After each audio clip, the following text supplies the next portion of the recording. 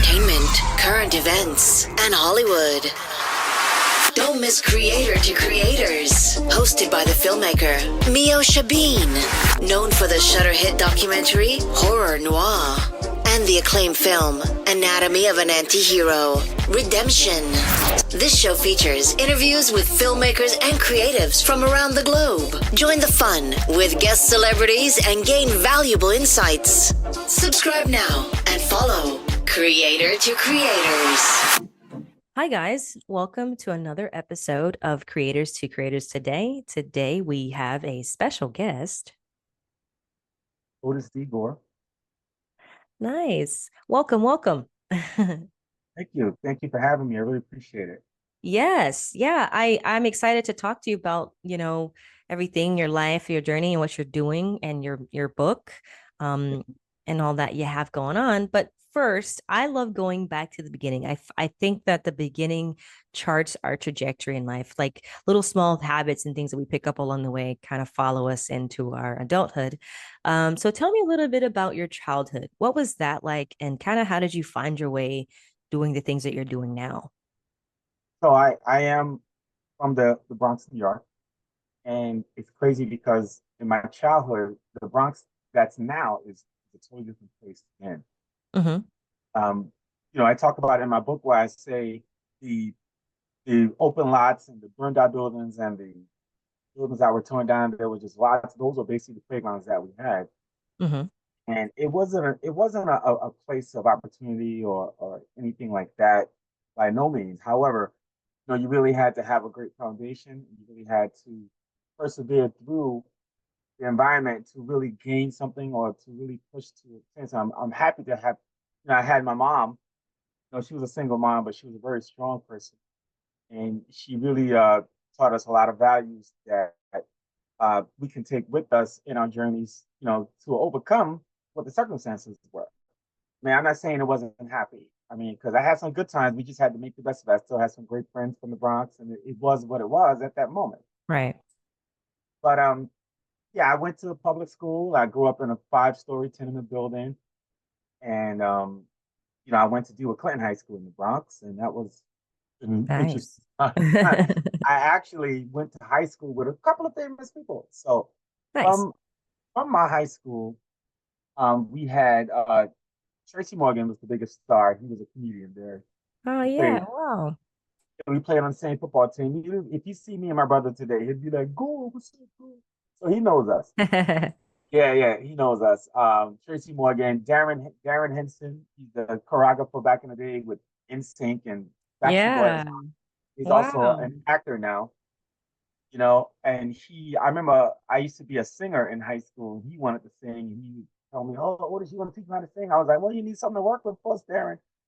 And so, but that was amazing. He was actually, I don't know if you remember MC Hammer, Oh who yeah. Hammer wear the time. genie. Yeah, he used to wear the genie pants, right? But before MC Hammer in high school, I'm talking like 85, 80. Darren was actually wearing the genie. He's the first one I saw with the genie. Wow. Yeah, that was like then when Hammer came out, I said, "Yo, my man is biting your style." You know, but he was pretty famous there. I don't know if you remember. Um, well, I don't know if you. I don't know. I'm probably older than you, but there was a called Get Smart. Get smart. Yeah, back in the '60s. Well, at the actor who played the lead role in that, he went to deal with Clinton as well, Oh, and so wow. did Burt Lancaster. Believe it or not. Amazing. I know, right? When I first got that, I said yes. Then I found out who he was. you know. So, but that was an amazing experience, and from there, after I got out of high school, I did a couple of years of college, but then for me, it wasn't any. I played football, so I did have a scholarship, but then it wasn't a real scholarship, but that's a long story. What? But yeah, it wasn't like a real scholarship. It was like, if you do this, then you can play. You could, it was just weird. I was like, I don't want to go there. It was a third rail college anyway. It wasn't like, first string or anything like that. But I enjoyed playing Oh, football, and I wind up doing a lot of different type of things after high school. I was into music. Nice. So me and my brothers, we had a singing group. We made some records. We put out some singles locally. We thought we was gonna get a record deal. We thought we was New Edition, all that. But we didn't even know who New Edition was as far as personally, but we loved what they did Yeah. at the time in the 80s. Yeah. And I remember when anytime they performed, I used to tell my brother, we sing better than them, blah, blah, blah. But they was on TV and they was on magazine. You know, Wow. That's yeah. So I've always been in a creative space, and I've always been a person that, for some reason, people, were drawn to in regards to leadership, and I was the leader of the group. I was a leader. I was a captain on the football team. So I don't know why they saw me that way, but that's how people saw it. So I just embraced it. I mean, even if it's a girl that I like, she automatically puts friend zone. So what am I gonna do about that? right. I was like, I was like, okay, I can give you advice, but can we go see the movie Purple Rain? What you gonna do? But Mhm. yeah, it was pretty interesting upbringing. So I would go back and forth with my brothers in Myrtle Beach. On to get to a point where I really wanted to be an entrepreneur because when I was doing a lot of different things, I always wondered to myself, you know, well, is this all there is? I mean, I know there's more. Mhm. Mhm. Because when you go up, and I don't know if you've ever been to the Bronx, New York. I don't know. I haven't Well, been. I've been to New Jersey, but I don't think I've been to the Bronx of the yeah, Bronx well, side when yet. you grow up in an environment like the Bronx, especially back then, it really kind of, I don't want to say it traps you, but it kind of takes your mindset and kind of sets you like right there Mm-hmm. because everything else that everybody around you wasn't trying to tell you you can do this, you can do that, you can do this, because everyone was trying to survive. I see. You understand? I don't know if that makes sense, but it was always a thought. The only one that would tell me that I can actually be something is when we go to the youth center and we had this. He was a youth. He was the head of the youth center. Name was Jerome Christie. He would tell us, "Hey guys, you guys are good kids. You guys can reach for more. You guys got to go out there." And we used to be like, "Go out there and be what?" I mean, like we either gonna go to the Right. army, or try to play football, or maybe be a rapper. I don't know, but Mm-hmm. there's a lot of options. But he would always tell us that there's more to the world that was out there. Yeah, absolutely. I And mean, we, the fact that you got out of that and, out of that kind of, like you said, it's almost like getting stuck in a kind of a cycle. Like I think that's how I felt myself when I was growing up in Florida, especially a small town like Gainesville. I oh knew yeah, that I had to get out of there, to yeah. I change. mean, absolutely. I'm familiar with Gainesville, Florida. I mean, that's for like the Gators, right? Yeah. Yeah, the Gators football team. Yeah. The thing about it, the thing about it is that when you always got a dream. It's not even about dreaming. To me, the biggest thing about a person or the biggest space in your mind is your imagination. Your Yes. imagination can take you places that even if you're still physically in one place, but your imagination takes you somewhere else. Yeah. And you got to really draw on that. You got to really reach for that, and you got to really think to yourself, "Hey, there's more. There's more. There's always Absolutely. more." But I wind up um, doing music for a while, and I really thought that I was going to be a star. It just didn't happen, but it's okay. I still had records out. I still did a little tour. That's You know, cool. when we did a little tour, it was a little different because we had it was independent, and there was a couple of artists that was on the tour that was popular. I don't know if you remember. There was a young artist girl. There was a girl group called 3LW.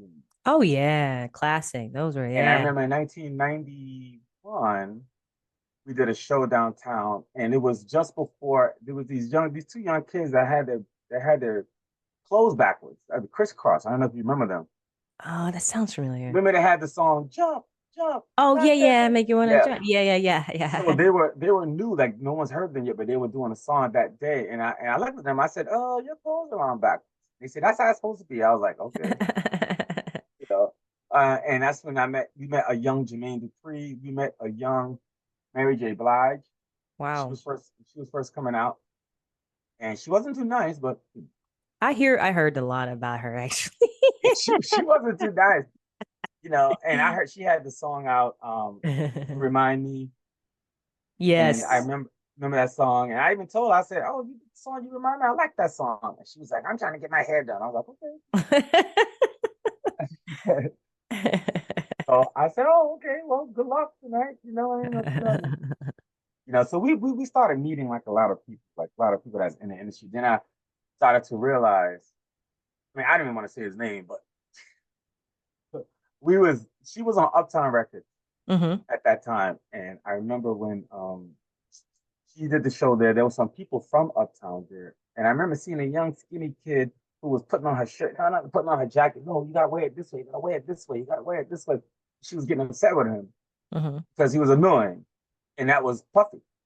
But I Oh, didn't know it was him at the time. I just like, okay. So I thought it was like her assistant or something like that, but he was like an intern. But she was getting, leave me alone, that kind of thing. wow.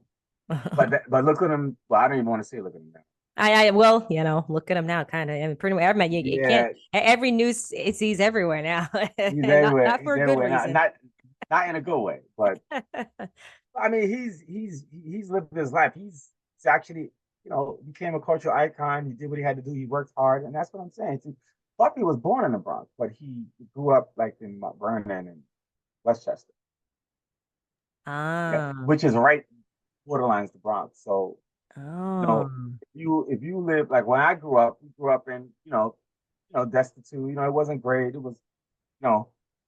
So if you went like maybe a few miles right to Westchester, then you saw the houses and everything. That was different. Even in Queens, we thought they were uppity. All the uppity oh, because we interesting. had a few of our friends that would come from Mount Vernon or Westchester, and they would come to our block because we played street games, stickball, off the curves, handball, all that. And sometimes we would ask them, "You guys ain't gonna play?" So they would say things like, "We don't play in the street." And I was like, "Why not?" It was like, "Because we got a backyard." And I was like, "Oh, You're like, oh, wow. Okay. got a Look at backyard. All you. right."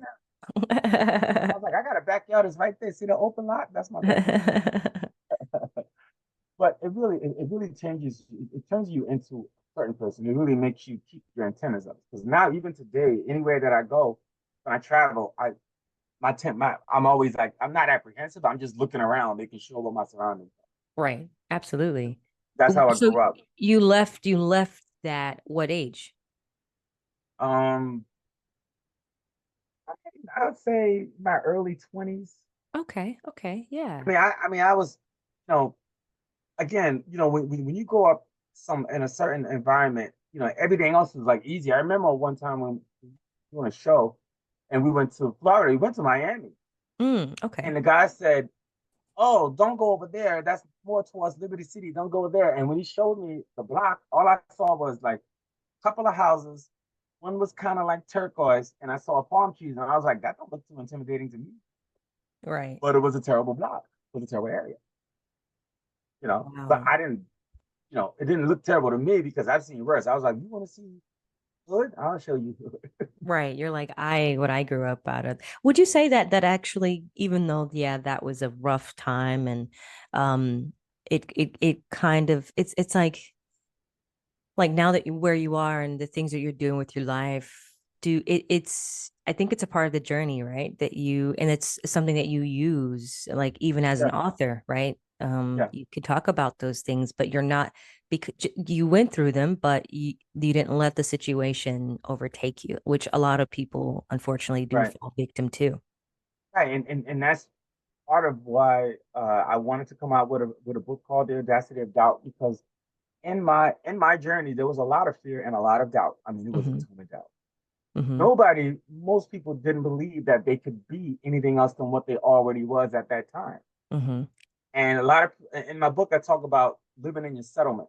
So what a lot of people do is, see, we're not taught back then to grow up and go to school or become a doctor, become this and that. That's what we saw on TV, Right. but that's not something that we thought was attainable. Not like it wasn't instilled in our mind Hmm. to do that. I never thought to myself I was going to write a book one day, even though my imagination was telling me, "Oh, that would be cool," but I always thought it was hard. You know, Yeah. even when I got into real estate, I said to when I was growing up, there was no real estate agents, there was no black real estate agents, there was no black insurance agents, there was no no anybody that came around to the house to collect rent or deal with it. It was everybody was white. It wasn't any. So we didn't see it, so we didn't think that it was it. Mm-hmm. And I say that to you because my best friend Andy and his mom, when they lived on our block, they moved uptown on 214th Street to a house. Mm-hmm. So I didn't know that they bought the house. I thought that they rented the house, but then I found out they actually bought that house because I remember hearing a real estate agent come to the apartment because she wanted to rent, and he goes, no, no, no, Miss Stewart, you can buy a house. You can, all you need is $5,000. And me, I thought $5,000 is a lot to me. I'm a kid. Mm-hmm. But what's ironic about that story is that when they moved uptown, and we would walk there from our block because we couldn't afford the bus. We would walk all the way uptown. When I drive there Wow. now, if I drive there, I'd be like, wow, we used to walk all of this. So we would walk from our block all the way there so we could hang out with our friend and go to the house and everything like that. And what's ironic is they bought that house in 1984, right? Mm-hmm. And when I grew up and I started to really buckle down, I was working for corporate America. Then I became a real estate agent. I wound up listing that house to sell it. It was just very odd Mm. because I used to sleep over that house. And what was odd was when you look up inside the kitchen, there was a window pane that we were playing ball. We were throwing the ball around in the kitchen, and the ball bounced up and it broke one of the window panes, and it Oh was no. still broken all those years. Wow. So when I would sell the house, I would look up there. So I said, the window pane. I was like, oh, kids. And it was me who broke it, but I was a kid when I broke it. Oh. So it was ironic. I was like, so I wind up selling the house. Like I remember she bought the house for $54,000, Hmm. 1984. But I Wow. sold the house for $450,000. Nice. But Whoa. that was years later. I mean, like I sold the house in like 2012, maybe. Oh, okay. Wow. Yeah. Yeah. And so I told her, I'm gonna give you a discount on the commission, Miss Stewart. She's like, you're gonna charge me? I was like, it's not me, it's my broker. Not me. Right. What you Wow. gonna say? Yeah, yeah, yeah. She bought it for 54,000. I remember in 1984, and then she sold it for 450, and she wanted Wow. more. Amazing. Amazing. Amazing. So I've been a realtor since 2008. I've been a real estate agent. Became a broker. Nice. Have a team of 10. And what really pushed me to become an entrepreneur is because every job that I worked or every career that I had, especially in corporate America, I kind of moved up the ladder quick. Yeah. Became a manager, supervisor, team leader, whatever. But I always realized that in every company I went to, there was a ceiling for a guy like Mm. me. It was a ceiling. I was like, well, I want to be director. I want to be VP, but for some reason, it wasn't happening. So Mm. I said to myself, it looks like for me, if I'm going to do something or become something that I truly believe that I can attain, I need to do it for myself. Right. I get that. And that's what I started to work towards. And then when I became a realtor, I built that career. I won a lot of awards. Every year I win an award, mission based, what have you. And what made me really start gearing towards the book was all my agents. I was coaching those agents. I was mentoring those agents. I was giving them advice. I would send them a word to live by every morning for motivation. And they were like, Mm. "Oh, I'm looking for your words to live by now." So I said to myself, "You know what? I'm gonna have to start. I'm gonna have to charge y'all for all my services." but I know, right? There you go. but yeah, and then the next thing you know, everything that cause I journal. I like to journal. I like to Mm. write stuff down. I'm more of a tangible kind of person. Everyone's on their phones and this and send it to me email. I like to write things down so I can go back to it. I got journals from like 2010 that I said, oh man, I wrote this. Okay. Yeah, it's just therapy for me. Journal is Yeah. therapeutic because you Yeah. write it down and you can feel it and go back to it. I always like that. That's awesome. I love And I that. realized I had enough notes for some similarity of a book. And I started writing. I started formatting it. I found Nice. a template. And it took me like 2.5 years to really put it together from what I feel it should be. Nice. What did you like coming up with the title and all that came after you was, putting it together and Yeah, formatting? actually, it's funny you asked that because I was just telling someone the other day because there's one of the people that bought a book from my last event, which was last week. he sent me a email, or he sent me a Instagram DM and said, and showed a picture of the book. Hey man, I'm going to a new journey. This book is really helping me. Thank you. Blah blah blah. Right. And I said, oh okay. I said, what part is helping you? He said the section on change. So when I was thinking about it, he said change. In the middle of writing this book, I had a different name, a different concept, and everything. But Mm-hmm. then as I was going along and getting more information and writing, the book changed. It changed into something else. Mm. It changed into something else. So I was like, I can't even call it what I want to call it. I had to rewrite some chapters because I kept thinking about how people are looking for something different. They're not happy in their Right. lives. They're okay with it, but they're not ecstatic. Mm-hmm. You know, a lot of people are not ecstatic, and a lot of my agents want to be able to reach $100,000 commission, blah blah blah, Right. but none of them are doing it. Right. Maybe one or two. So I would ask the Mm. ones who are not, well, how come you can't do it? Well, I'm not sure if I have what it takes, blah blah. Well, why don't you feel you got what it takes? Because it's not instilled in them that they can reach for more. So I Right. used to tell them every day, you got to push yourself. I said, you got limited beliefs. I used to tell them, like, you got limited beliefs. Mm-hmm. I said, your beliefs have to be unlimited. I said, limitless. And that's when I thought to myself, you know what I'm gonna call the book? Because one of them, I think her name was Lisa. Lisa told me she didn't do no sales like almost every. Well, I Mm-hmm. don't think she was really trying, but anyway, I told her, I said, Lisa, I said, it's amazing to me how every time you come in the office, you look like you're shifting around, and like you're busy, like there's a Mm-hmm. buzz, but there's nothing in the pudding. There's no proof in the pudding. Right. Like nothing's happening. It's like you're just doing it just to act like you're being busy. I said, in life, I said, the only thing that you can do, I said, you can either go for it or you can't, or you won't. It's so true. I said, you got to truly believe. I said, you can't be intrigued by things. I said, right now, you're intrigued. You don't believe or truly believe you could do it. What do you mean? I said, you got three ways. You can be intrigued by something, you can believe you could do something, or you can truly believe you can do it. Yeah. I said, when you are intrigued by it, that means that it's something cool, or that looks cool, whatever, boom, boom, boom, but you don't take no steps. Right. I said, Exactly. you might believe you could do it. You might take a little steps, make a few phone calls, go on a couple of appointments. If nothing happens, rest back to whatever your old habit. Now, Mm. when you truly believe you can do it, you're going to come in the office early in the morning. You're going to make your 100 phone calls. You're going to take your break. You're going to come back to another 100 phone calls. You're going to take your break. You're going to go on your appointment. That's when you truly believe you can do it because you are actually putting in the work I and nothing's going gotcha. to stop you. And then that's when I decided, I'm going to call it the audacity of doubt I love that. because so many people had so much doubt. Like, Oh yeah. and I'm thinking to myself, the nerve of that emotion to always come in anytime you want to do something, the fear. It's fear. Yeah. Absolutely. Exactly what it is. You have to be your I always tell people, you know, it's not even about really your passion. All right. Your Mm-hmm. purpose has Mm-hmm. to be stronger than your fear and your doubt. Yes. 100%. Your purpose, and I always ask anytime I give a training and I always ask people, what's the true purpose of life? Who can tell me? Who can tell me? They're like, make more money, live on. I said, no, the true purpose of life is to just have a life of purpose. Right. That's the purpose of life. You Yeah. know. So Yeah. yeah, and so they were excited when I told them I'm coming out with a book, and it was like, oh, you took you long enough. We always said you should. So many people would tell me that. I was like, you did? Well, yeah, I All think right. because it's like one of the things like when you see someone doing something and being something and living about like doing the thing, changing their circumstances.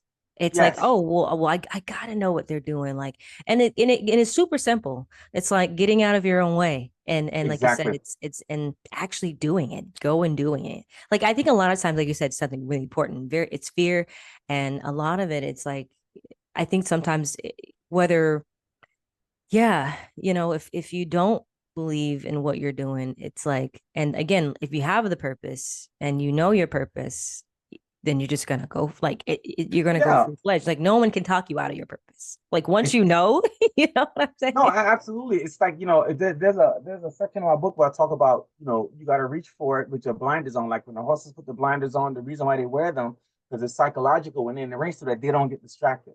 Right, right, Because if the horse is running in a race and he don't have those blinders on, he's all over the place. right, right. He's all over the place. And it's funny that you mentioned earlier, about people standing in their own way. There's an old African proverb that even says, "If there's no enemy within, then the enemy outside could do us no harm." Yep. Because if you, in fact, are constantly thinking about doing something, maybe you do it, maybe I might do it, blah blah blah, then that means that you don't really want to do it. It doesn't Right. have enough value to you. People Right. do things that hold enough value that's going to get them up to do it. Yep. That's just how it is. Like, I try to talk to them because it's real estate. So I try to tell them in real estate terms. Mm-hmm. So I tell them, listen, stop letting people rent time in your head. Kick them Yep. out. You got to evict them. I said, when you talk about value in real estate, we have this thing called an appraisal. You know what that is, of course. You got Mm-hmm. to make sure that the house appraises in order for the bank to lend. So I Absolutely. said, look at your friends, do an appraisal on all of them, see who comes in at value, see who comes in undervalue, and see who comes in above value. I said, now, success is a lonely road. There's a section in the book called Singularity. Mm-hmm. You're going to be alone a lot. Yes. And that's and there's nothing wrong with that. You Yep. know, you know, singularity. You have to because you're going to be surprised at one thing when you start to really gain success and or when you start to progress and you start to see some results. You're going to figure out who cares and who don't care. Right. Yeah, you never know who's your friend because you got people who might look at your situation. You've done some films, you've done this, you've done that, and you're obviously an attractive lady according to the picture. Thank you. But what I'm saying is you got people who might smile on your face, but behind they hope you fail. Oh, 1000%. And I think that's what it is. It's because they haven't done it. And and it's unfortunate that people are like that, but that Yeah, it's I mean, it's a part of it, right? It's when you do get successful, it's gonna be people that, like you said, hell, I'm so happy for you, really don't want you to yeah, succeed because exactly. I always say I haters gonna I hate call though. it micro emotions. I call it micro Mm. emotions. I really Mm-hmm. why I call it micro emotions because the micro emotion is you got to really catch it in the very beginning when you tell somebody something. Mm. Catch their reaction instantly. That little second, that's the real emotion. That's how they really feel. Ah. And then they fall into, oh, that's so great. Oh. But look at their reaction instant. Right. I do. And I'm finding things out now. When I put the book out and I had a great book launch and a lot of people showed up, more people than I thought. I Uh-huh. sold out books. Then I had to have another one a week and a half later, and then book sold out again. I Nice. got an event this Saturday at the charter school, and I had an event last week at the dad. So the thing for me is that there's people who, you know, I would, I see. My thing is this: I don't have no expectation on anybody in particular except for me because I don't want Right. to be disappointed. Absolutely. Oh yeah, literally I had that conversation about with Yeah, someone about that. Like never put your expectations on people right. ever. Ever. I can't have my clue now. Doesn't mean that you still can't be disappointed because you might have felt that, oh, at least I know this particular person or this person or they'll give me some credence or what have you. But then you find Sure. out you see the real story. You're like, oh, okay, it's like that. Oh. Right. Right. But my thing is this: I just choose to be happy for everybody, Hmm. even if I don't agree with what you're doing. But it's not up to me. It's not my life. It's yours. Right. I could only advise you or tell you my thoughts, but you know what? I'm going to be there to support you if it's something that you truly believe that you want. Yes. And so I had a friend of mine who he wants to send his daughter to nursing school and blah blah blah, and because I saw her when I saw her, she had this camera, nice camera. I said, "That's a nice camera." She goes, "Yeah, I love taking pictures," and even on her Instagram it says, caught, captured by her name. I Yeah. said, "Oh, that's cool." I said, "You want to be a photographer?" And her mother and her father, "No, she's going to nursing school." And I was like, Oh boy.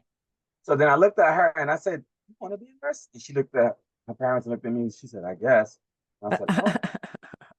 So and then they got mad at me saying, "Don't put nothing in her head." I said, "I'm not. I'm just asking her a question." That's just a question. Yeah. Like, you You know know, what? Yeah, it's her life. I said, "You guys are pushing things on her that she's not going to give 100% of." Yes, a lot of people do it. A lot of people do that. It's not what you want to do. It's what they want to do. Right. it's and that same thing. You don't want no one to like, what do you do with your life? I do this. Okay, did you want to do that? Oh, I always wanted to. Great. Who could tell you not to do it? You was going to do it Right. anyway. Right. Right. So once Right. it's, no one's going to tell you what you're not going to do. I'll tell you one thing. Ain't nobody ever was going to tell me what I not that what I can't do, but what I wasn't going to do that I felt that I can achieve. If I Right. thought I could achieve it, I won't tell nobody. I'll just start it. I'll just do it. Yep. Then once it's at a because as soon as you tell someone, oh, I'm thinking about blah blah blah, here they come discounting it. Yep. They're putting the doubt in your mind, and they're putting all that. You know why? Because they may not have themselves the fortitude or the wherewithal to do it. Exactly. Yeah, Exactly. exactly. Most people in the world that's trying to push and get out of their circumstance, most of them are not willing to do one thing. They're not willing to forsake all. They're not. Oh my God. Yes, you're right. Because we live in a people-pleasing world. Everybody Yeah, wants to be liked and loved. And like you said, in this, when you choose yourself and choose you and your path, you're not going to have too many people that's going to be on your side. It's just what it no, is. And that's no. It's okay. because they're on their own journey. Right. No, they Exactly. they they doing what? There's a lot of people in the world that want to be in a light, right? But they Yep. want someone else to create the light, to make the light shine bright, and then here they are. It's like flies. Yep. The flies attracted. Once the light dims down, then they scurry away. Yep. So true. Very few people are really for you. But Oh, the only person you said it. that's it. The only person that's supposed to be for you is the one you see in the mirror every day. When you look in that mirror, you'll always ask yourself three questions. Who am I?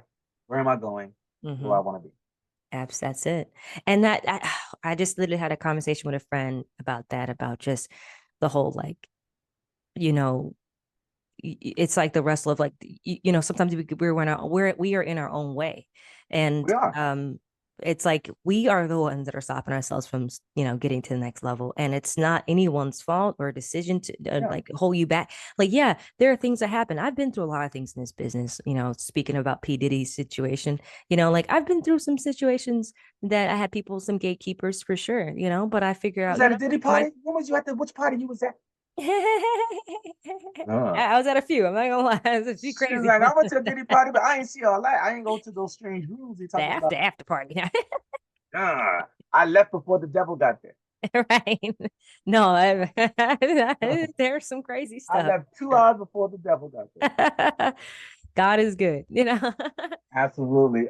It's amazing though because I was telling my daughter I have two daughters. One of my daughters is 22, the other one is 28. Right? Yes, I'm an older guy. Anyway, I don't sound like it. But anyway. But I told them all the time. I said, look, I said, don't live in the past because every time you look back, nothing changes.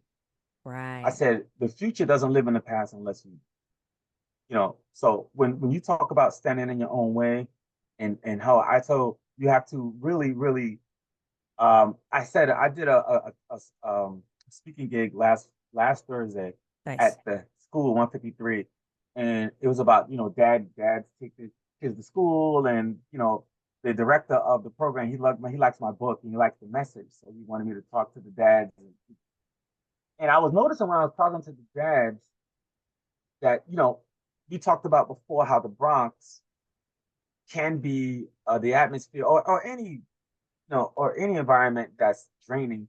You could look on people's faces to see how it's affecting them, right? Right. And when I was looking in the audience and I was looking at the dads, and a lot of them were sitting there and they were slouched, and you could tell that they were. I don't want to say they were beat down, but they was Like miserable. yeah, I wouldn't. Yeah, it's not. I don't want to say miserable, but it was like this is it for them. Yeah. Yeah. So I had to really encourage them and get them up. Hmm. I had to explain to them that, for your children's sake, I asked them the question. I asked them, how many guys in here believe that you can believe something and know something at the same time? I asked Hmm. them. And they said, well, what do you mean? I said, can you believe something is so, or that it's so? Can you believe them at the same time? Hmm. Some people say yes, some people said no. So I told them the answer to the true answer is no. Right. I said, so then I brought in the kids to them. I said, let me ask you guys a question. You do know one thing, all of you know that your children are beautiful, correct? Yes, yes, your children are beautiful. You do know that you love them, right? Yes. Why do you Right. know that? Because that's a tangible thing. You can feel that. That's, you know that it's so, right? I said, but what is it that you believe in? You believe in their potential, Exactly. Exactly. right? They were like, so they started to look up, like, I get it. I said, you believe in your child's potential just like how you believe in your potential, and you should still believe in your potential. I said, so you know for a fact Yes. that they're beautiful, Yes. you know for a fact that you love them, Uh-huh. but you definitely believe in their potential. I said the reason why you don't know what their potential is because you're working on that right now. You hope Right. that something that's believed is just something exactly that. It's nothing tangible. There's no evidence showing that is there or it's true. It's just a belief. But something that's tangible is when you got the evidence to prove, yes, it's here. They say, Otis, have you ever done real estate before? Yes. I sold houses. Yes. Are you successful? Yes. That's a tangible thing. It's proof. But if you Mm-hmm. said, Otis, you ever been to a Diddy party? Maybe. I don't know. No, no, no, no. I don't You're believe trying I to get me in have. trouble. Oh, God, I'm just kidding. I don't believe I have. I No. cannot get in the. No, I'm messing. I'm messing. I'm like, I don't know. I said, hold on. Which one are we talking about? Was it, I don't know. No, no, just no. I Well, don't where can believe people you. find your order the book? On Amazon. You can get On it on Amazon. Amazon. All You can get it on right. my website, which is otisdgoreauthor.com. And it's been doing pretty good. And I'm pretty happy with what's going on so far because I've got some good reviews. I got a couple of write-ups in Double XL magazine, TEDx magazine, Urban Buzz magazine. They made it the book of the month. I've met a lot of some really, really nice people so far on this journey. It's still the beginning for me when it comes to this. People are already Yeah. talking about my next book. I was like, I just released this one in August. You're like, hold on. No, but I that's said, oh, no. exciting. That's exciting. I said, my book is called The Audacity of Doubt. I think I'm gonna call my next one The Audacity of You Rushing Me. I love it. And no, congratulations. And this is great. And everybody who's listening, go to Amazon, support, get the book. I really enjoyed our conversation because it's like if this is what we're talking, their book is about that. Oh, I want to get that. Like I'm all Oh about yeah, self-growth and getting better and trying yeah, to change pushing and do through. better for Yeah, yourself. and but I want Absolutely. to say one more thing before you go. Like, you Yeah. talked about circumstances, right? There's a quote that I heard from this guy. He's from Florida, I think. Billy Oswald. You ever heard of him? Who? Well, okay. Wait. Who is Well, it? he's a motivational speaker that I heard years ago, and he Mhm. said something that really stuck with me. He said that your circumstances are born out of a mindset that allows them to exist. Wow. And That's then he deep. said you have to overcome your current circumstance in order to even qualify for your own destiny. I love that. Exactly. When he told me that, I was looked at him like, dude, you Wow. got a book? That's awesome. That was I an love awesome that. quote, and that stuck with me. Certain things right? Billy Osbrooks, he said a quote that said, "Your circumstances are born out of a mindset that's allowing them to exist." And then he Mm. said, after that, he said, "You have to overcome your current circumstance in order to even qualify for your own destiny." Ooh. Exactly. And when he said that, I was like, "Billy, my man!" Right? Wow. So when he said that, I was so struck by that. I was like, "Wow, that is," That is because deep. he's more of a yeah, he's more of a. And listen, I said that in my book, but I give him the credit. I have to. I don't want him coming after me. But so and what killed me was it made me start to really think about yourselves, right? Mm-hmm. It made me start to think about how people need to do what I like to call like a discontinuance in their life. Meaning that Mm. whatever's going on in your life, there's a lot of things going on, some good, some bad. Some people are toxic, some people are nurturing, whatever. Sometimes you got to just stop. You got to step back. You got to just take a look around at what's going on around you. And you got to start elimination. You got to start elimination process. What, Yes. what, what we tend to do as people, because it's family, because it's close friends, because we want to be cool and we don't want to hurt anybody's feelings, we always tend to feed into emotions that are no longer good for us. We do that a Ooh, lot. you right about that. We feed into it like all the time, like we keep feeding, right? Yeah. And knowing that that this person or these people or this place or even this thing is not really good for you, but Mm-hmm. it's something that you're used to, and you don't want to take the step to step back from it. Mm-hmm. And a lot of us do this. So sometimes when people, you can love your friends, you can love your family, you know, but sometimes some people got to be loved from afar. They got to be loved from a Oh, distance. you said it. You know, Yes. you got to love from a distance because you ever see that friend or that family member every time they call, it's gossip or something going on. Or Girl, you something know what's up? wrong. Yeah, yeah. I'm like, and then you know, you get to a point where you see the phone ring, and you're like, oh, Lord, I gotta talk to them. Yeah. And then you call them like 2 weeks later. Did you call me? You know, yeah. I mean, it's unfortunate. That's why in the book, the section on singularity, success is a lonely road. It is what it is. Sometimes you got to disappear So because true. you don't want to hear people. I've sold so many houses where you got the person or the two people that's looking to buy the house, and they may love it, but then they got that third wheel, they friend. But what about this? And I don't like this. So I feel like telling them, you ain't buying the house. Yeah. But Mm, they trust their opinion. There's always like that person. Now that tells me that either that person has a house, then this house might be better than theirs, or they don't got one yet, and they don't want to see you move ahead. mm, I'm serious. mm, It's really, really a mental thing. You know, mm, think about it. You really gotta really, you know, there's people that'll trigger you, and you know, you have to really control yourself. You know, I call it becoming unstoppable in the mm. universe. You got to become unstoppable, undeniable. You got Yes. to do that 4 different ways. You got to be connected to the universe spiritually. You got to be Absolutely. connected to the universe mentally. You got to be connected to the universe physically, which is important. And most of all, you got to be connected to the universe emotionally. Amen. Because the more you can control your emotions, the less the world has power over Oh, you said a mouthful. Wow, you taking you. me to Because church. at that point, when you control your emotions, Yeah. right? Yeah. It's not even about what happens to you. It's about Yes. how you react to that, right? Mm, Because mhm. that's what adversity is. You know, there's a saying that says adversity introduces a man to himself, right? So you really find out who you are when you really going through something. Oh my You know, goodness. Yeah.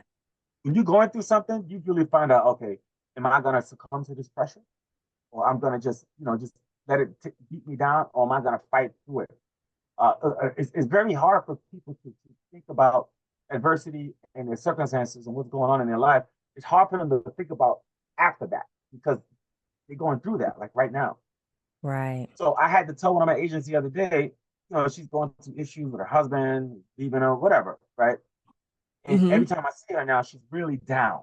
Really, really. Mm, So I had to sit her down and say, listen, here's what I want you to do. I don't want you to blame your husband for nothing. It might even be his fault. But right. stop blaming him. Right. I said, because every time you blame him, that's the power he has over you. Because every time you think about it, you talk about it, and you see him and what's going on, you immerse back into that same abyss. Yep. I said, what you need to do is you got to start looking at you. Now, Mm-hmm. even if most of the stuff that might have happened with y'all wasn't your fault, it could have been his fault or whatever. You do know that you are here now. How Mm-hmm. are you gonna get out of it? What you should think about Right. is not who you are now, not what you're going through, but who are you gonna be after you grow through this. That's what you gotta start thinking about. Mm-hmm. And if you feel like you're gonna grow into a different person and you're gonna become someone unstoppable and outstanding, then that's what you shoot for. Right. And stay on that trail and don't let nothing stop you. Don't let nothing because as soon as you stop allowing him or circumstances or people to control you and beat you down and keep you in a certain space, and they start seeing you progressing forward and forward and forward, they start seeing that you're trying, they're gonna get a little like, wait, what's going on? It's not bothering them. They're gonna see that they don't control you like they used to. Right, right. Like you They're said, gonna because see. that's success though. You know, when you progress, and the people that do that in progress, I believe, like you Yeah, said, you have to be able to cut certain people off that don't serve you or serve your purpose, you know. they don't serve your purpose. You know, like the Marcus Taylor said one time, who are your places, your people, and your purpose. Mm-hmm. Who are they? You know, who are they? You got to know who they are. I don't even want to say it like the old saying. Everybody says, "Oh, what is your why?" No. People say, "My why is my kids. My why is this." No, you know who your why is? Your why is a person you see in the mirror. That's your Mm-hmm. why. Because Mm-hmm. if that person ain't good, you ain't no good to nobody else. No Absolutely. way. Oh my goodness. It's Yeah. not about being selfish. You It's know, it's not. about it's about just being truthful, being real about it. Absolutely. You know, it's yeah. I can't tell you that. Oh, I'm going to show you. I'm gonna. Even though I do work out, but let's just say, for example, I'm gonna teach you how to get in shape, and I'm gonna blah blah blah blah blah. Here I am, 200, almost 280 pounds, I look lethargic. You gonna help me how to get it? I got nothing to look forward to. Mm-hmm. Someone who's going to show you something, you want to know that there was an experience that they had, that they've done it. It goes Mm-hmm. back to the knowing. And so, like, for example, you've done acting, you've been in Yes. movies, right? Yeah. So Mm-hmm. you got enough experience, but you can actually teach an acting class because there's evidence that you've done it. Yeah. Yeah, you got people in the world who be her on jobs that they hate, but because this is what their circumstances are at the moment, they do it every day. They get good at it. They could teach someone to do it, even though they That's don't like true. it. That's You know, true. Yeah. it's true. Like right now, this is my first book. There was a lot that I learned in that process. I had to learn about spacing, editing, and text size, and the Right. cover, and the word, the lettering, and You the did how it. many pages, and you know what's the average of a self-help book. I had to find that out. Yeah. And as I was going through now, if I wanted to publish a book for someone, I got some idea on how to do it. I Yeah, can tell you, absolutely. I'll tell you what to do, blah blah blah blah. You know. Mm-hmm. Mm-hmm. Yeah, and that's really what it's about. You can't just, you know the reason why most people are here, like they say, the two most important days in a person's life is the day you're born and the day you find out why. Mm-hmm. Everyone's general purpose is to push society forward. That's the general thing. Right. Keep on pushing it forward. If you notice that in life, right? I don't know if this is weird to you. Sometimes I go on YouTube, right? Mm-hmm. Mm-hmm. And you know how you might see a movie or a video or someone, a camera that was taken in 1940, 1930, 1950, or of people in the city walking around, cars moving, all that, and they refurbish it to make it look nice, color now, right? Mm-hmm. And as I'm watching, I saw this one, New York City, Times Square, 1941, 1942, right? And with the one thing that you always notice, the thing that actually changes is fashion, the style, the fashion, the way Mm-hmm. people talk. But the one thing that did not change is that hustle and that grind, and that Right. movement. And everyone, even back then, they was moving on, living their life, trying to get ahead, trying to do the good. People going to the train, people walking by, people talking, people going to the store. They just hustle and bustle was still there. Mm-hmm. All the way from the 30s, the 40s, the 50s, the 60s, 70s, everybody, it's the same situation. All those people learn from somebody else. And it goes generation, generation, generation, generation, generation, generation. And it's the same thing. Yeah. I It took the train recently. I haven't taken the train in 20 something years. So, number one, I had no idea how much it cost. is. Let me tell you, well, I don't know if you're familiar with New York, but when I was taking the train, they had tokens. You had to go buy a token and put it in the slot and you go through.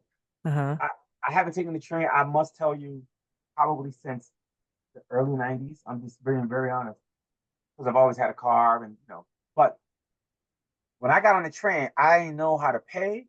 There was no more conductors. There was no conductors. Right. Usually there's a conductor like in the booth. You ask them a question. There was nobody. I was like, what? So what I did was when you go through the turnstile, they had the little device that I heard see the lady go by and she took her debit card and she tapped it and she can go through. I was like, oh, okay, cool. Right? Mm-hmm. So took my debit card out, tapped it, I went through. But as soon as I went through, some things never changed. All the teenagers jumped the turnstile, went under, and I was looking at them like, really? But when I got on the train, what really, amazed me was one thing. One, everyone's face was exactly the same. But when I took it, Mm. the same. The Mm-hmm. strain of the city, jobs, pressure, everything. As soon as I got on, I looked and I said to myself, wow, no, guys, hasn't changed a bit. The only thing that changed was there was no more books or newspapers. Everyone was on their phone. Mm. I was observing that. I was looking around. But another thing too is what I would do when coming up, if I was on a train, and if I see an older lady or a lady get on, I'll ask them, hey, you want to sit down? I give the lady my seat. They wasn't giving the ladies their seats at all. I was like, dude, I said, you see a lady here with a baby, you gonna give her a seat? Like, come on, man. Right, right. No, it's just people So that it's so funny that you observe like you can look at someone sometimes and you can kind of tell like where they are. It's very right, interesting. it's, and whether that's Yes. spiritually or where they are in their life. Emotionally or in the mindset. Yeah, that's absolutely correct. No, they could be that could be a false negative as well. It could be a false positive meaning that you got, and it's weird how most people you don't think about it this way, but you seem like you would too. What's weird is you might see someone on the train, right? Mm-hmm. They may be on a job or on a career, Right. and they may not be making a lot of money. That's why they're sad. That's why they're down. I need to do Yeah. better. Blah blah blah. Then you could look at someone with the same look, and they may be making the money, and they're doing good, but they hate the job. Right. Right. You know Right. what I'm saying? Right. So true though. It's so true. It's true. Or it's like, you ever You seen can those never people that, tell. yeah, you can, like, even with certain behaviors, like if you know where things come from, like, and you know, and I have, you know, I have a lot of people in my life that I you know, cross paths, and even people that are like, you know, you can tell where somebody is, like what they're dealing with. Just give them 5 minutes and they'll show you without telling you. It's like, Yeah, oh, okay, this it's an person energy. It's has, an energy. yes, it absolutely is. And I don't think people understand how important your energy, you have to, and in Yeah, order to be successful, in order to do any of this, you have to protect your house, which is you. And yeah, we too much freely give it out so much to people. And it's like, yeah. you cannot do that. You And know if what? You you know what want I to call it? I call it progress, protect your progress. yeah, yeah, You got to protect it because only you know how far you've come. Only you know what you put in. Only you know what you've done already and what you will continue to do. And there's always someone trying to knock it down, or right behind you. It's like you're trying to go up, up, up, and there's someone pulling on your leg. Where you going? Where you going? yeah, yeah. Pulling you back. Absolutely. You know, it's funny. I had a friend that, you know, and I love them and they were great people, but I had to kind of like back off a little bit because I was like, it's just too much. It was just like, you know, this, you know, when you want someone to see your worth, it's like you want it so bad where it's like you do it. Uh-huh. It's like you don't even have to prove anybody anything. Doing the work is enough. And Yeah, your work will speak for itself. You don't have to announce what you're exactly. doing. You know, you have to just execute. And I It's like always tell people, it's like, I true. don't need anyone to show, like, to tell me I'm not, Right. like, you know how people say, well, what do you do for a living? And I tell people, I'm a filmmaker, I'm an entrepreneur. That's what I do. Like, that's exactly what I do. That's my So life. what's the And they're next like, question? oh, Well, what films did you make? What did you do? Like, yeah. They're like, oh, so how do you, like, yeah, how do you do? Like, I haven't seen a major film. What do you guys understand? You actually make a living making films. yeah, You don't have to make major films, but I've done BET, I've worked with Fox, I've done AMC, all that kind of stuff. yeah. But you know, There's a every film there's is not a a Tyler Perry movie, you know, there's an industry behind the movie, the like industry. behind there's an industry behind it. Uh, no, it's true. I mean, like I said, a lot of people that you're gonna come across, Yeah. I don't want to say that they don't have the mental fortitude, but their journey is different than yours.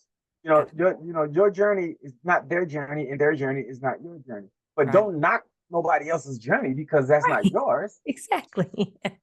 Like, okay, so that's cool. I mean, I had a friend who we always talk about boxing and blah blah blah and all that, Mhm. and he always would tell me, yeah, for years, like for probably 15 years, that he always wanted to write a book on leadership. And I used to encourage him. This was even before I even wanted to do it, right? And he would say, "Yo, I'm going to write a book on leadership and blah blah blah." I said, "Yo, man." So I would ask him every now and then, "How's that book going?" So I just stopped asking him because I don't know what he was doing with it because he seemed annoyed when I asked. But then when he saw when I came out with my book, this guy really showed me who he was. He didn't seem happy. Mhm. And it was odd to me. He came to my book signing and I said, "Yo, man," I said, "You gonna pick up a book or what?" "Oh, yeah, yeah, yeah, I'll get one." Never bought a book, never called to talk to me about it. He didn't even call me to talk about my process. Wow. Yep. I found out that he was upset that I didn't tell him that I was writing. I Mm, said, "Well, I didn't tell anybody I was writing. I just did it." The right. point is, no matter whether it came out before yours or not. The point is, you're still alive, you're still breathing, you can still do it. Absolutely. I said maybe the problem that he had was that he kept telling me, and I didn't see no progress. Maybe that's what it was. I don't know. I said, maybe. I said the reason why you was surprised because I didn't give you no expectation because I didn't tell you I was writing it. Mm-hmm. I actually, I was writing a book, not knowing that I was writing a book. This is a lot of stuff from my journal, Mm-hmm.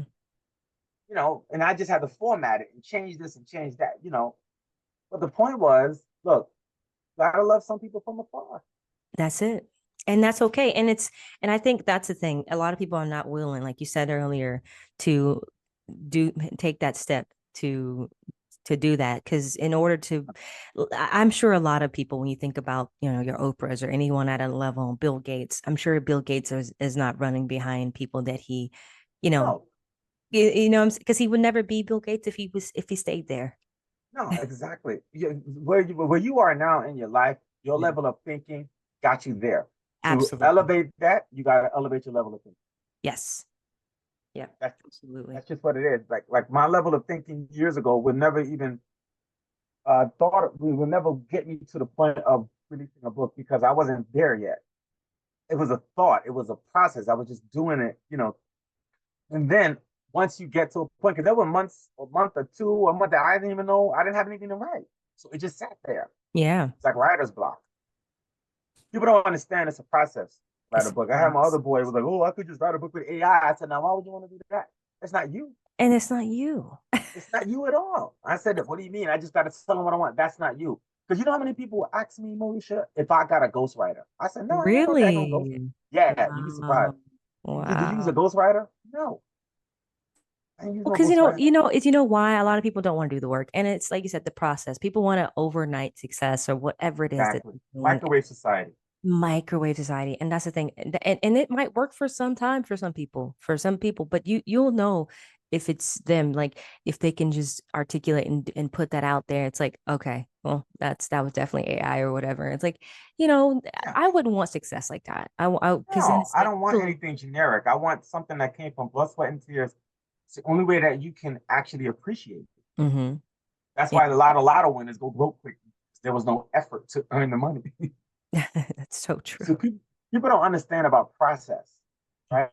The whole point of the process and the journey is so you can build those habits, and so you can generate knowledge, so you can learn stuff, so that when you get to that point, everything that you learned before, it's still there with you, and you're thinking. That's the fortitude that makes you go, well, hold on, I went through all this to get this. I don't want to fall back. Mm-hmm. So that's really going to try to keep you at a certain point to then raise it again and go higher, then raise it again and go higher. Mm-hmm. All right. But if someone just says, "Hey, Moesha, I know you started working here 2 days ago, but I want to make you president," you're going to be like, "You?" And then when you're president, then the next month they fire you. Well, I ain't want to be president anyway. I'm president of the company's one. All right. You're like, well, I didn't ask to be president of the company. I ain't asked. Well, I didn't even work for it. Right. You don't work for it, so it doesn't mean nothing. It doesn't hold enough value Right. for you. It So doesn't. there's an acronym that I actually have for effort, right? Mm-hmm. And it's in my book. It's called effort, which is EFFORT. So it stands for energy force forward for optimal results in time. Love that. Yeah, it's in the book. I love that. Get the book. Everybody who's listening, get the book. Absolutely support. Like this is awesome. And I'm just so excited for you and everything's going, you know, well, everyone's well receiving it and everyone's reading, the people that have read it. That's exciting. Yeah, Um thank you I so much. have one question that I love asking this to everybody, and there's no wrong answer, but the three levels of influence: money, power, and respect, right? And if you could choose only one, which one would you choose and why? I want respect. Okay, nice. I want respect because with with respect, you can gain the power and the money. Mm-hmm. Now, the money is fine, but how did you obtain it? Mm-hmm. Same thing with the power. Okay, you got power, but how did you gain that power? Who did you hurt? Who did you walk over? How many people did you step on to get it? Mm-hmm. Now, when you are respected, then that means that more people than not believe in you. Right. So, with the respect, you can garner that into money and or power, and Right. still at the same time help bring people up as well. Absolutely. I like that. That's a great answer. Thank you so much. I appreciate it so much. And with that, I have one last question for you. Yeah. You get to the pearly gates of heaven and you meet God. What would you want God to say about what you've done on this earth? Well done, Otis. Love that. That's what I want to say. I want to say, well done, Otis. And then I want him to say my acronym because I got an acronym for my name. Otis, OTIS. Optimistic thoughts inspire success. Love that. I'm giving I you love everything. See that? I'm giving you. I got to take some back. I got to take some back. it. No, I love it. I love it. Thank you so much for coming on. Seriously, this was a pleasure talking to you. I really enjoyed this. And again, everyone, please go and support. You can get this on Amazon, right? Amazon and On also your Amazon website. or my website, otisdgoreauthor.com. But you can get it on Amazon. The book is called The Audacity of Doubt. It's available right now, Right now. hardcover, softcover, and ebook as well. All right. That's awesome. And also, where can people find you on social media to follow everything you got going on? Yes, you can follow me. You can follow me on at Gore Otis D, which is my handle for Instagram, and you can also just Google Otis D Gore for Otis D Gore on my Facebook page and my LinkedIn page as well, and TikTok. Mm, I okay. have You're on all of those, but TikTok. I don't. Nice. Yeah, I don't know the Facebook is so long. Just go to Facebook and search Otis D Gore. I'll come. All right. Nice. Yeah, but You're on TikTok doing the TikTok dancing? I'm no, joking. no, no, no, no. I don't do all that. No, no, no. No, it's funny. It's funny you say that because I always tell people, you really gotta watch what you put on TikTok. Have to come back. You really gotta watch. You really gotta watch. I don't put stuff like see, I like to work out, but I don't put stuff like, showing my chest. I don't do all that. I don't do first of all, I'm not fitness uh trainer. I get that, but I don't you might see some woman, she's a lawyer, but she's on the beach, she got bikini, she's moving around, and some other law firm might be like, I'm just saying, you really got to watch what you put on social media. It You're really can come right. back to home. As we see with all the Diddy situations, Yeah, all the all Diddy these clips are situations, finally and making sense. yeah, Diddy's telling Fabulous, why don't you party with me? You got to come and really party with me. Okay, hold on, that's a little crazy right there. That 50 Cent said that Diddy asked to, yeah, I like to take you shopping, I'll pay for it. I was like, excuse me? How's another man gonna take you? No, no. I would have Oh been, man. I would have been like, I ain't going shopping. Can I get a Bugatti? Right. All right, we could do that. We could do that. No, wait, Right. Oh my gosh, that's so funny. Thank you so much. So fun. So fun. I really enjoyed our conversation. Definitely come back again when you have your next book. Please come back. absolutely. Thank you, Miss Um, Bean. I appreciate you. I thank yeah, you for having me. thank you. Thank you. And thank you all for listening. And always remember to live, love, laugh. We'll see you guys next time. I love it. Thank you.